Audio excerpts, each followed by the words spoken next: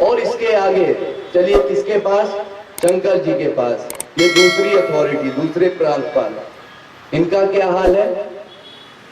इनको राम के दर्शन करने थे, तो अब राम के दर्शन तो हो गए, अब देश कुमार की सवारी निकली और दूर से इन्होंने देखा और देख करके तृप्त हो गए, हाँ हमने अपने रघुनाथ के दर्शन कर लिए।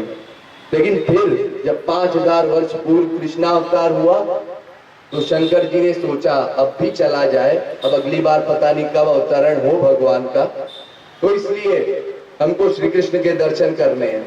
और पहुंच गए यशोदा मैया के पास, कहने लगे मैया हमारा लाला है उसके दर्शन करा दो। मैया ने कड़े शब्दों में मना कर दिया, दर्शन नहीं कराएंगे। क्यों नहीं कराएंगे, अरे आपका वेश देखिए, ऐसा बैरागियों का भेष, अघोरियों की तरह, ऐसा मुंड माल, मेरा छोटा सा बच्चा देखेगा, देख करके डर जाएगा, मैं नहीं दिखा सकती अपने बच्चे को। शंकर जी ने बहुत प्रार्थना की, मैया मान जाओ, बहुत दूर से आए हैं, इतने दूर से चल के आए हैं, मेरी इच्छा पूरी कर दो। मैया नहीं मानी। अब क्या करते बेचारे शंकर जी, आप पोस्ट नीची है उनकी, तो बेचारे लौट गए। लेकिन लौट करके फिर हिमालय नहीं गए, तो फिर कहां गए, फिर वहीं पर पास में एक नदी के किनारे बैठ करके रोने लगे, आंसू बहाने लगे। शंकर जी ये भक्तों का सबसे बड़ा औजार है, जब और कुछ काम नहीं करता ना तो भक्त रोने लगता है, जब भक्त रोने लगता है तो भगवान परेशान हो जाते हैं, उनसे भी रहा नहीं जाता, क्या करे, कैसे इसको शांत करे। तो इसलिए जब भगवान ने देखा शंकर जी बेचारे रो रहे हैं, तो उनके भी अंदर से खलबली मच गई और इसे दहाड़ करके भगवान भी रोने लगे। सब लोग परेशान हो गए, यशोदा मैया वगैरह, क्या हो गया, ऐसी कौन सी बात हो गई कि इतना जोर से रो रहा है। तमाम चीजें कोशिश की, सब लोगों ने चुप कराने की कोशिश की, जितनी यशोदा मैया की सहेलियां थी, चुप हो जा लाला, चुप हो जा, ये ले ये खा ले, ये ले मक्खन खा ले, तू मक्खन खाने से चुप होता है, मक्खन खा ले। चुप ही नहीं हो रहे, नहीं चुप होना है। फिर एक सखी थी यशोदा जी की, उसने कहा कि वो एक बाबा आया था ना, उनका बहुत मन था लाला का दर्शन करने का, हो सकता है उसकी नजर लग गई हो, तो फिर क्या किया जाए, उस बाबा को फिर से बुलाया जाए ताकि वो देख ले, तब हमारा लाला शांत होगा। यशोदा मैया ने कहा चलो ठीक है, ढूंढो कहां गए बाबा, ज्यादा दूर तो नहीं गए। तो ढूंढा तो देखा वो तो यहीं बैठे हैं नदी के किनारे। तो फिर पकड़ करके लाए शंकर जी को।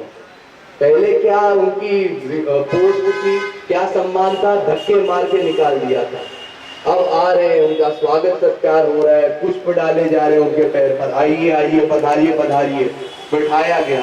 हम लाला को लाते हैं, हाँ बहुत बड़े गेस्ट बन करके आ रहे हैं, अतिथि बन करके आ रहे हैं। फिर उसके बाद लाला को लाया गया और जैसे ही श्री कृष्ण की और शंकर जी की आंख से आंख मिली तो श्री कृष्ण का रोना बंद, एकदम चुप हो गए श्री कृष्ण। क्यों, क्योंकि कोई नजर वजर तो लगी थी नहीं, बस बेचारा भक्त दुख में था, रो रहा था, भगवान के लिए व्याकुल था, इसलिए भगवान को भी अच्छा नहीं लग रहा था, तो इसलिए भगवान भी उदास थे, भगवान भी रो रहे थे। और जहां भक्त थोड़ा शांत हुआ तो भगवान भी शांत हो गए। तो ये हाल है शंकर जी का। और शंकर जी जब महाराज हो रहा था तो उस समय भी आए कि हम भी महाराज में सम्मिलित होंगे। थोड़ा सा अहंकार भरा हुआ था उनके कि अरे हम ऐसी पर्सनैलिटी, हमको कौन रोकेगा, कौन मना करेगा, क्या हमको जरूरत है किसी की आज्ञा लेने की।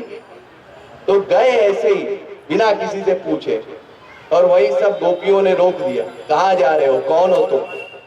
शंकर जी ने बोला कौन हो मतलब क्या, मैं शंकर हूं, मुझे नहीं पहचानते। गोपियों ने बोला कौन सा शंकर, इतने ब्रह्मांड है, श्री कृष्ण का अवतरण हुआ है, यहाँ तो कोई भी शंकर आ जाएगा, ऐसे कैसे आ गए, पहले आज्ञा तो लेनी चाहिए थी। शंकर जी ने बोला अच्छा ठीक है, फिर किसकी चलती है उससे आज्ञा लो। उन्होंने बोला ठीक है आप यहीं रुकिए, हम किशोरी जी से पहले पूछ के आएंगे, वो आज्ञा देंगी तो आने मिलेगा, नहीं तो नहीं मिलेगा, बाहर रहिए। फिर गई गोपियां, पूछा शंकर जी आए हैं, क्या किया जाए। फिर उनकी आज्ञा से शंकर जी को बताया गया कि देखिए आपको स्त्री का रूप धारण करके आना होगा, ऐसे पुरुष रूप में काम नहीं चलेगा, क्योंकि एक ही पुरुष है, वो है श्री कृष्ण। तो फिर जाइए स्त्री का रूप धारण करके आइए, और वो कोई मेकअप से नहीं, आपके पास भी शक्ति है ना, तो रूप बदल करके आइए, स्त्री बन करके आइए, तब प्रवेश मिलेगा आपको रास में।